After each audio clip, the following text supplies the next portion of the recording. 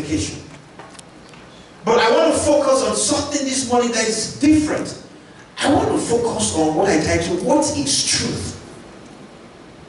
Because the Bible says, sanctify them by their truth. So if you don't know what truth is, how can you be sanctified? A lot of us listen to talk show hosts. We listen to radio, we listen to TV personalities, we listen to all kinds of gurus out there. What kind of truth are you living by? The mere fact that he says Christian at the back of it doesn't mean it's the truth. Let's stop deceiving ourselves.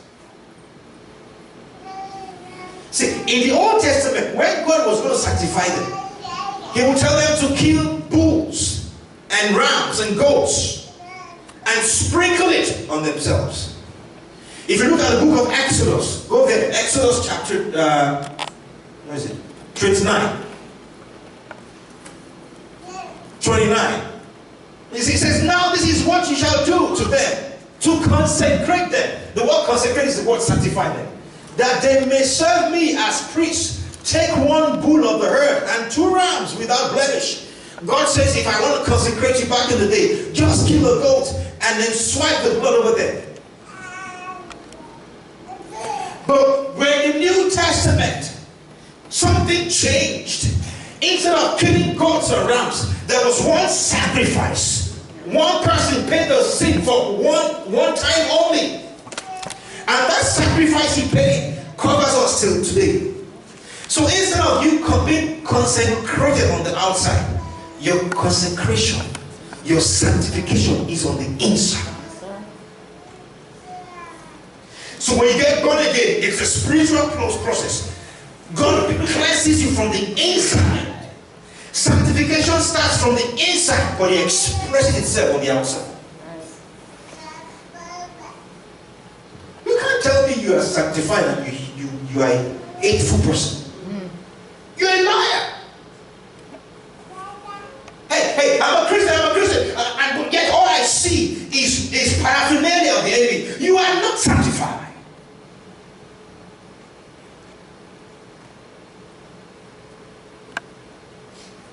I'm tired of listening to people, oh, he's a guru, he's a Christian guru. And I look at your life, there are no fruits that bear resemblance to its consecration. I just walk away from you. You are fake, you're fraud. Jesus said, by their fruits you shall know them.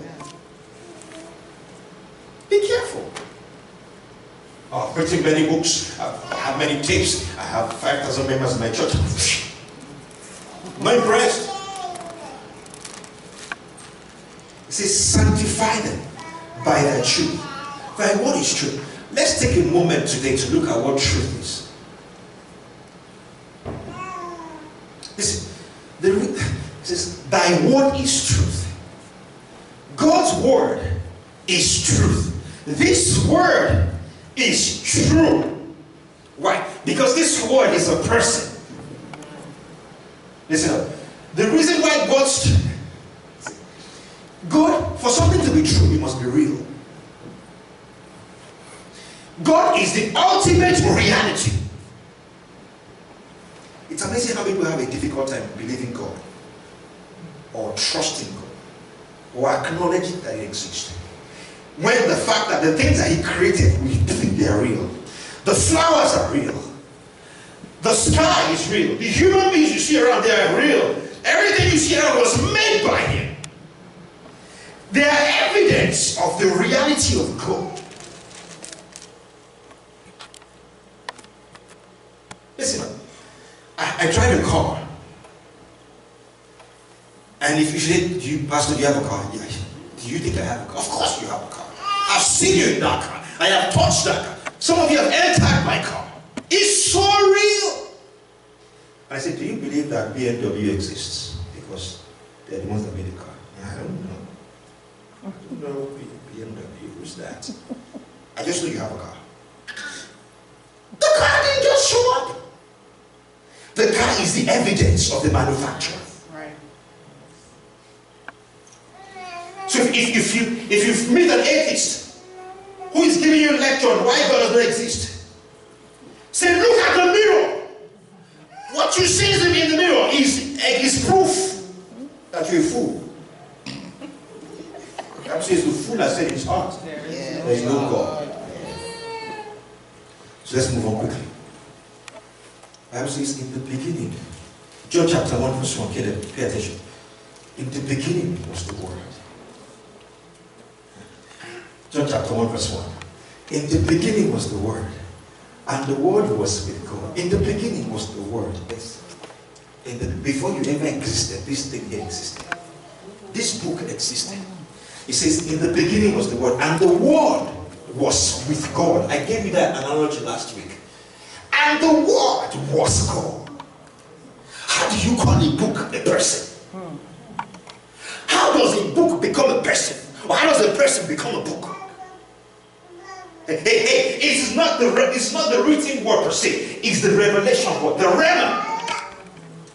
And if you go to verse 14, it says, and the Word became flesh and dwelt among us.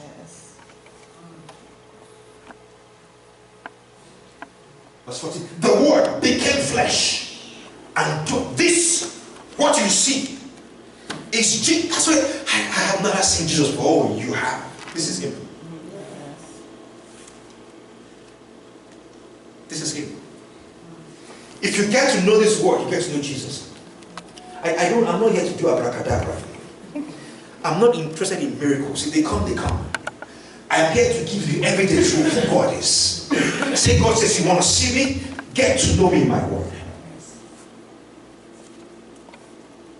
I'm not playing games here. I didn't say put the Bible on your pillow and sleep over it. I said open it and read. So you know, back in the day, our grandmothers would say they open to the book of Psalm, and then they will put their pillow on top of the Psalm, and they put their head upon the Psalm. So somehow the words of the Psalm will enter their brain in their sleep. Thank you. My first point this morning is Jesus is truth. Jesus is truth. Jesus, truth is a person. Truth is not an abstract. What is truth? Because if I say what is true to you, everybody will come up with all kinds of stuff. No. As a believer, as a Christian, you know truth is a person. She agrees with me. You see, Pastor, prove it. John chapter 14 verse 6. 14 verse 6. Today I'm write all your scriptures down. Because somebody will ask you one day, why do you believe what you believe in? All right. They're going to ask you. And people will ask you, they have their points ready. They can recite why they believe God is not real. Why religion, there are many religions and there are many ways to God. They will tell you.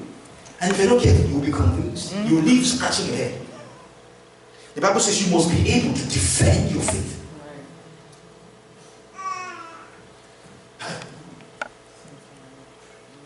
It says, I am the way, the truth, and the life. Hey, it says, I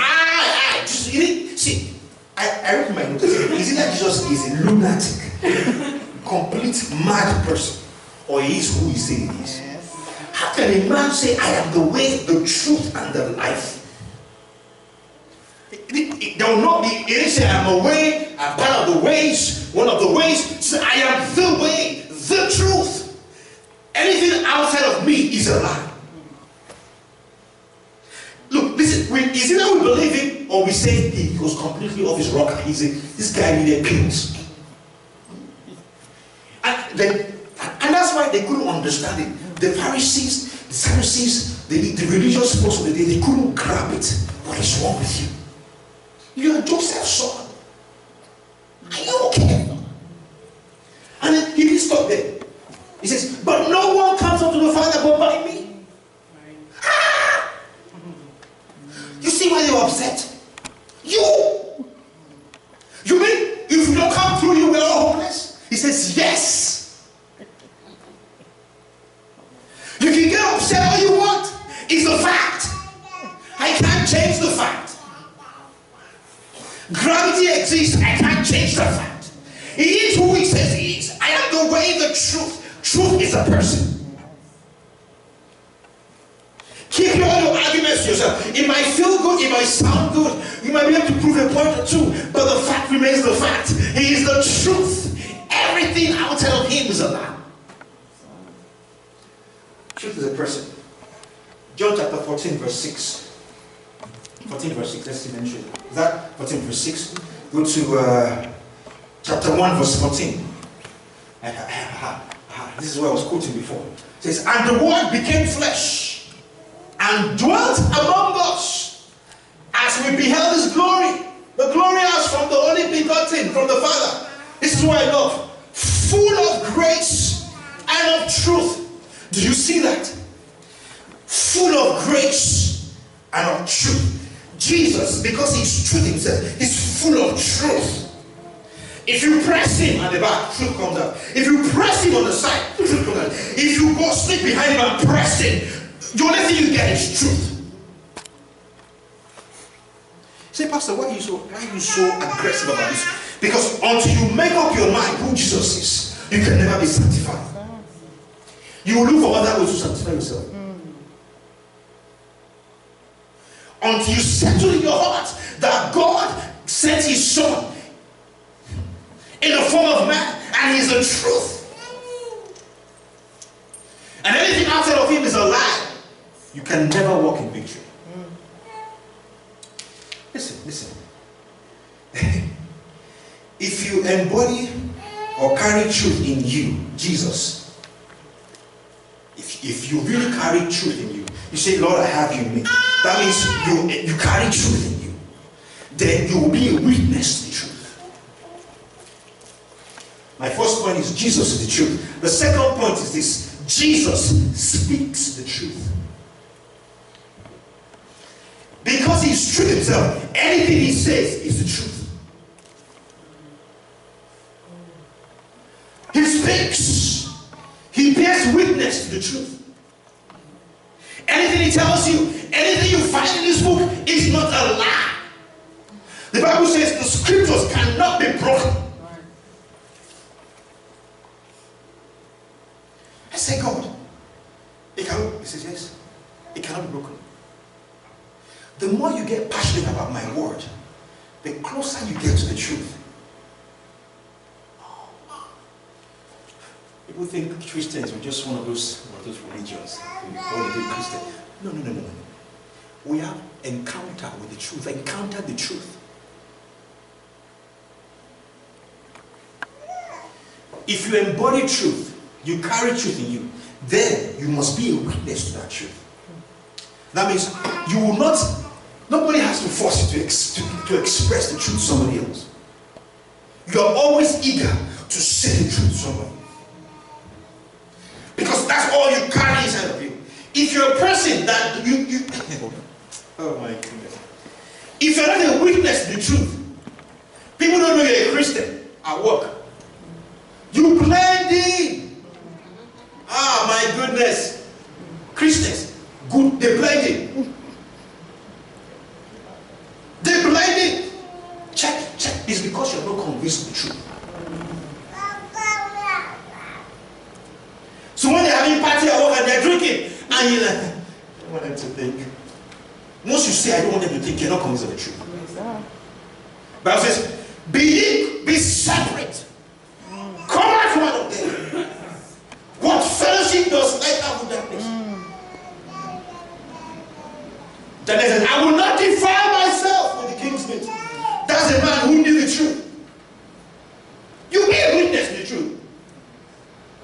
When the strange man calls you or the woman calls you and says, hey, you say, no, if you call this woman again, I'll call the cops on you. The man will say, is that bad? Is that bad? Yeah. I stand for the truth. They won't call you again. Yes, they won't send you the invite anymore. Oh my goodness. I have some undercover fake Christians. Oh, they just blend. So you don't know. You don't know. There's no way you can tell them about it. Because they don't understand truth. They're not sanctified. They've not encountered, they know him in his name, but they don't know him in person.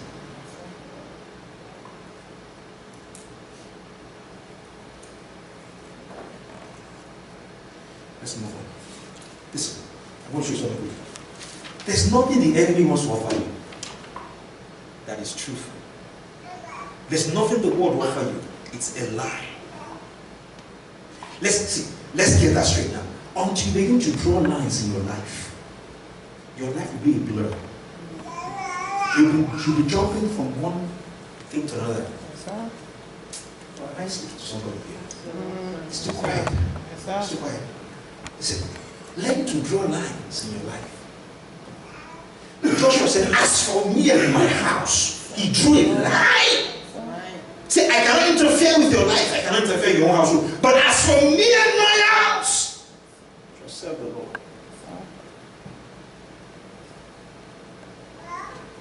Hey. Notice when Jesus, when the angel of death visited Egypt, God gave me instructions. He says, kill every firstborn. Kill them. But as God was giving instructions to the angel, he was also giving instructions to his servant. And I always wondered, see, he said, kill every family. Listen, he didn't say call a general meeting of all Israelites and kill bulls. He didn't say that. He said, let every family kill a goat, a ram, whatever they kill. Every family. And let the father of that family take the blood of that goat and mark on his house. I said, Lord, why do you have to? Can't you just call a general meeting and kill goats and everybody sanctified? He says, no, it's a personality. Truth, he says, I have to go family by family. Truth is a personal experience. So when Moses was telling the Israelites, see, if the household does not believe, they will perish. See, whether you are an Israelite or not, the angel was given an assignment: kill every firstborn. The only thing that will spare a house is if you see the mark. So if he comes to a house that belongs to an Israelite and there's no mark in it, the firstborn will die. He said, I want to see if they have the experience, the truth. So every single household made a choice. The death is coming. Put the mark on your head. See, Moses did not tell them that the children are going to die. That something is coming. I had a dream last week and I was troubled in my spirit. I was so troubled. I don't dream. I said it there before. I don't dream. This one was so vivid. I woke up and I'm like, God. I told her, I said, I saw this. I said, God, what was that mean? What does this mean? That morning, as I woke up, I looked at the news. There was an earthquake in Mexico. And I said, God, and of course, with all this hurricane and all that, I'm saying, God, what are you saying?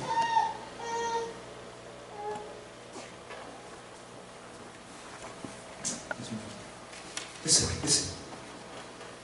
There's nothing the enemy can offer you. He will entice you. The pride of life, lust of the eyes, lust of the flesh. He will entice you. At the end of it is tears and blood. You will cry. Don't let him deceive you. There's nothing out there for you. If you don't believe me, go. You will come back and tell me. Say, Pastor, I've tried it all. I'm still empty. Solomon said, vanity upon vanity. Pleasures, go on. Enjoy yourself. And so Jesus addressing the Pharisees one day, the Pharisees were trying to press his buttons. They were planning the meeting. And then when Jesus do something, they will come and corner Jesus. The one who knows before anything happens. He is expecting you. Oh, Jesus. He knows you are coming to corner him. Oh, John chapter 8, let's see something. I'm going to read you the scripture. I want to, because I want to spend some time on truth. Why do you need to believe the truth of God's word? See, Jesus answered and said to them, even if I bear witness of myself, my witness is true. He was telling the Pharisees, my witness is true. He says, for I know whence I came and whither I go, but ye know not whence I come, but where I go. Next verse. Listen to what he says here. He says, for what if some did not believe? That's another scripture. Go back. I think, did I put the wrong verse there? Can somebody open to Romans chapter 8, verse 43 to 45? Romans 8, 43 to 45. We're there, that's it. Go back. That's it. Yeah. So I'm going. It says, why do you not understand what I'm saying? This is Jesus speaking to the Pharisees. He was talking to them and they kept arguing. How can you say you are who you are? We that we know Abraham. He says, are you greater than our father Abraham? Jesus said, yes. Before Abraham was, I am. They got upset again. Heresy! This man is... And they began to weep. He says, why do you not understand what I'm saying? Look at what he says. See, it is because you cannot hear my word. You see that? Let's go on. You are of your father, the devil. And you want to do the desires of your father. Then Jesus, if somebody knows the devil well, it's Jesus. You think you know the devil? No. God, see, Jesus began to explain who the devil is. He says, he was a murderer from the beginning and does not stand in the truth. Because, see that, there is no truth in him. You're dining with the devil and you think someone takes the devil with you. If you don't believe my words, like Jesus said, there's no truth in him. There's no truth in him. See, whenever he speaks a lie, he speaks from his own nature. He can't help but lie to you. Those who worship the devil, he's just telling them lies. See, the devil has no good intention. Even if he tries to fake it. He's still and he says, for he's a liar and the father of lies. So, the Bible says, whose report will you believe? You see, that's why the Bible is so clear. Whose report? Are you going to pick up your phone and talk to your girlfriends who have no clue who Jesus is and take advice, marital advice, from somebody who's under the influence of the enemy? The problem is she doesn't even know she's under the influence of the enemy. Girl, let me tell you, I've been through this. You better wake up.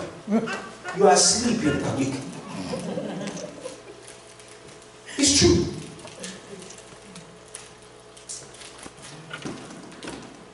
It's true. Oh, they tell you, everybody's doing it. That's the thing now. Just, God, but really. It's because I speak with you, you do not believe me. Again, what is truth? What is truth to you? Is this just a church book that you open to make you feel better?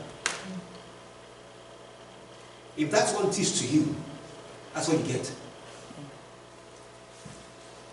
If this is the word of life, see, the Bible says, do you know how the word sanctifies you? David said, your word have I hid in my heart, that I might not sin against you. I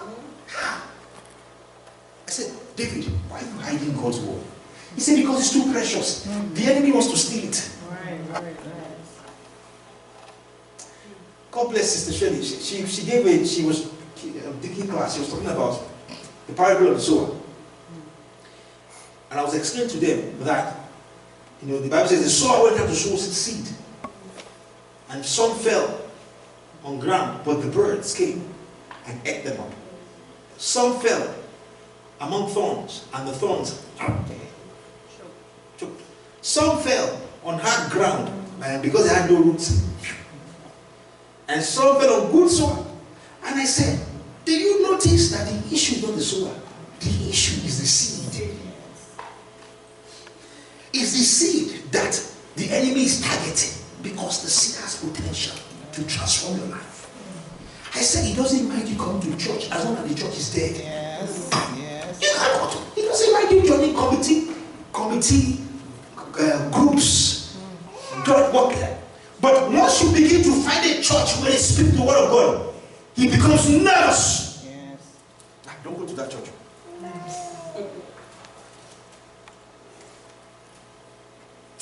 Listen. The way God operates is not the way the world operates.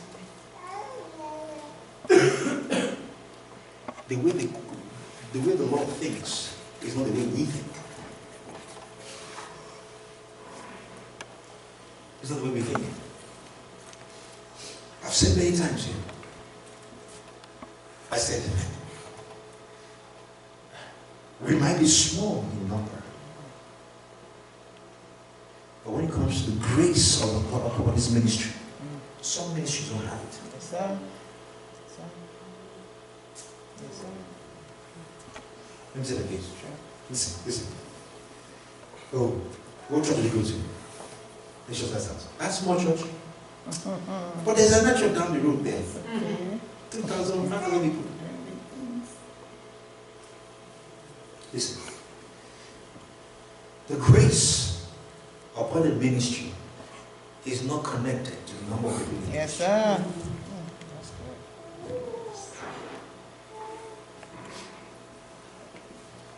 It says, my will is to do the will of him who sent me.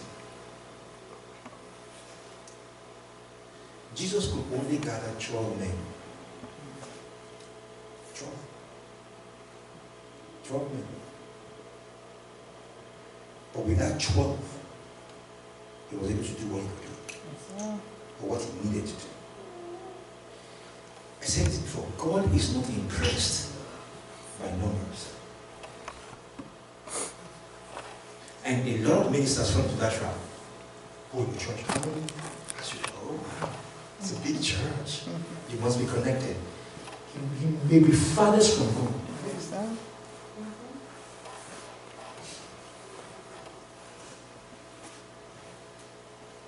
Say not open his eyes.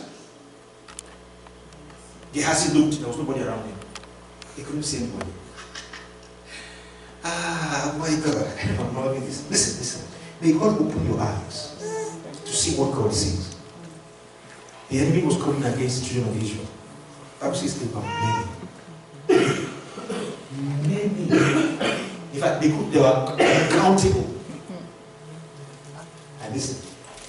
And the servant of God, or his servants, Gehazi went out and saw them. He says, my Lord, we are finished. Do you see the enemy? You see how big they are? And he looked at himself. It was just him and Elijah. Nobody else. And the man of God shook his head. He says, you are looking at physical numbers. But let me open your eyes to see grace. Yes. It says the Lord opened his eyes, and the Bible says God, boom, for a brief second. Those who are with us are more.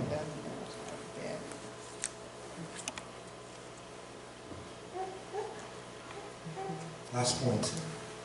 His word is truth. His word is truth. His word is truth. Psalm 119. Psalm 119.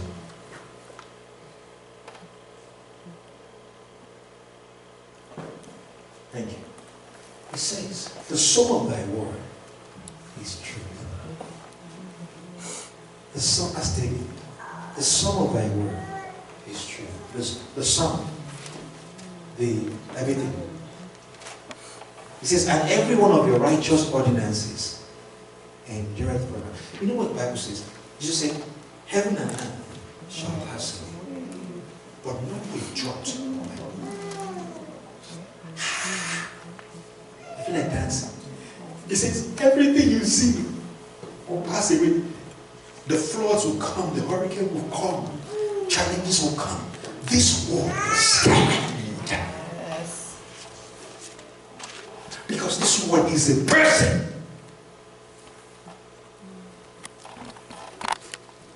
I dare you this morning. Take your faith to another level. Say, God, I would say, taste and see that the Lord is good. Say, God, I want to encounter you in a personal way. So when you read the Bible and a word comes to you, take it like Jesus is speaking to you right there. Say, I shall not die, but live. God, I can't die. If Jesus appears to you in a dream and says you are not going to die, and every day is appearing to you every day, no matter what the doctor tells you, you will believe. And Jesus is like, oh, some of us will not believe.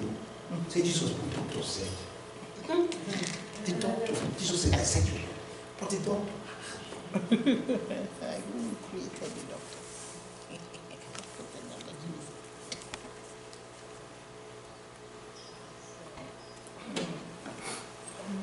The Bible says in John 16, it says, when the Spirit of truth comes,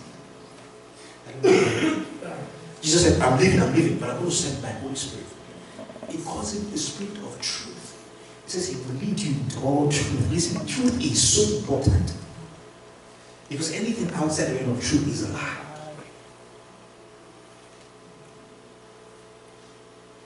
It's a lie. It's not real. I say, we tell people, go, the Lord is coming back. It's a lie. Really? Okay. In my Father's house, there are many mansions. It is not there. If it were not so, I won't tell you. I love Jesus. My mind is at peace. It says, my peace I give to you, not as the world gives. Don't let your heart be troubled. Listen, Chisomi, that's why I can hold God accountable for my marriage. I can hold God accountable for my health. Yes. Do you understand what I'm saying? Because he said, I didn't say it. He said, see, these scriptures cannot be broken. My words are life, and they're life to them that find it. As long as I can find it and he spoke to me, I can hold him accountable for it. I said, oh God, you know, if this thing here, I really and I believe it doesn't work for me, that means you're a liar. And God's not a liar. The other thing that gives me hope and knows that I'm on the right side is because thousands, millions have trusted in His word and they've never failed. Listen, God has a track record. He's the same God that walked with Abraham and Isaac and Jacob. The same one who stood by Daniel in the lion's den. The same one who parted the Red Sea.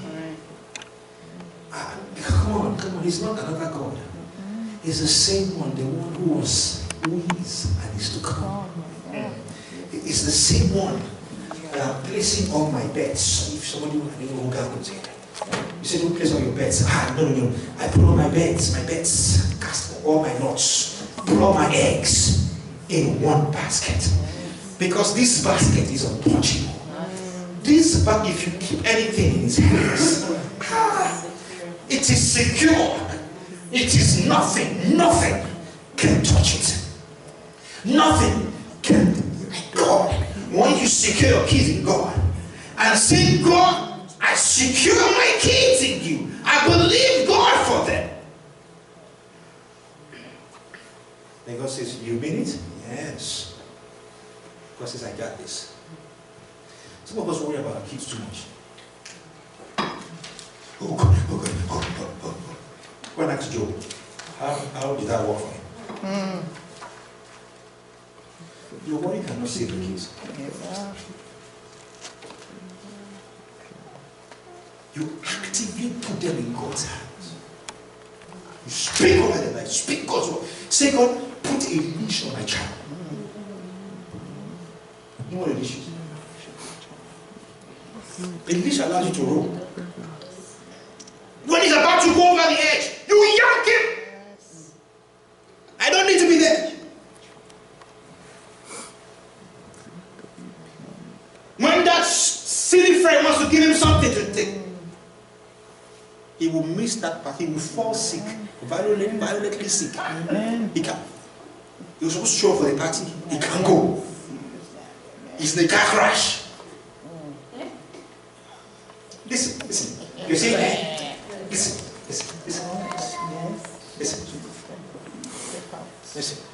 I'm not one of those pastors that won't tell you reality. That's true. Yes. Some of our kids need to experience God as in face to face, something that will jolt them. Yes.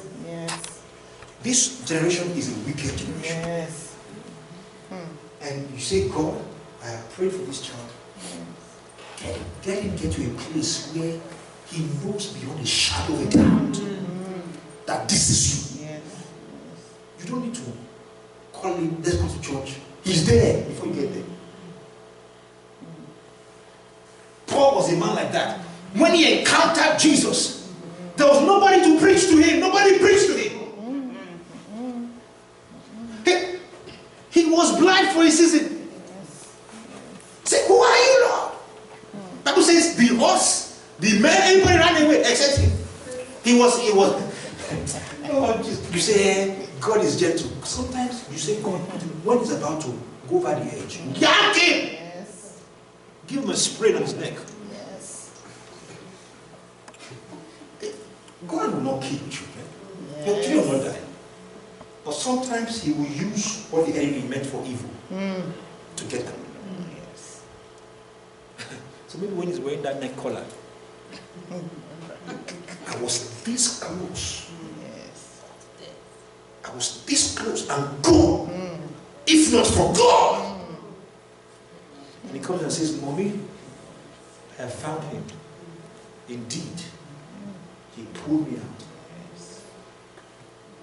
He delivered me. I have a testimony. I have a message.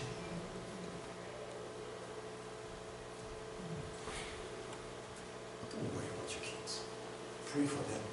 Speak over their life. Speak God's word over their life. That word will not be done for you. It's the truth. See, they shouldn't be losing sleep. No, it's not productive.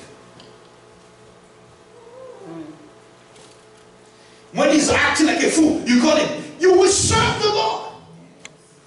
You will be a man of God. Mommy, I say you will be. And he will laugh and run away. But the word that is the truth. You are sowing the seed. You will serve the Lord. I will not lose you. God will give you a good wife.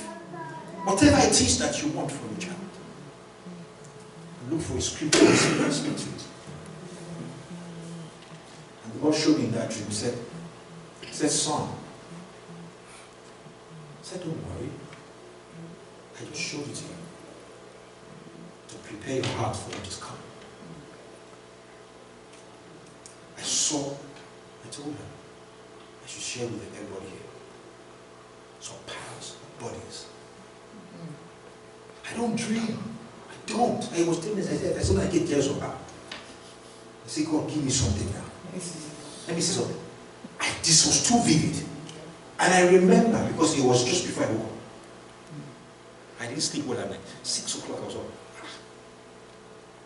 Just powers and powers and powers. I'm like, God, where are all these bodies coming from?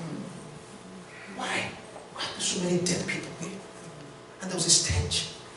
And I was trying to find my way, but as I moved, there's no way out because it's all covered. And in my heart, I was grieving. I was crying. I was like, God, what's going on? And I woke up. And the Lord began to show me. He said, begin to talk to your people. My people.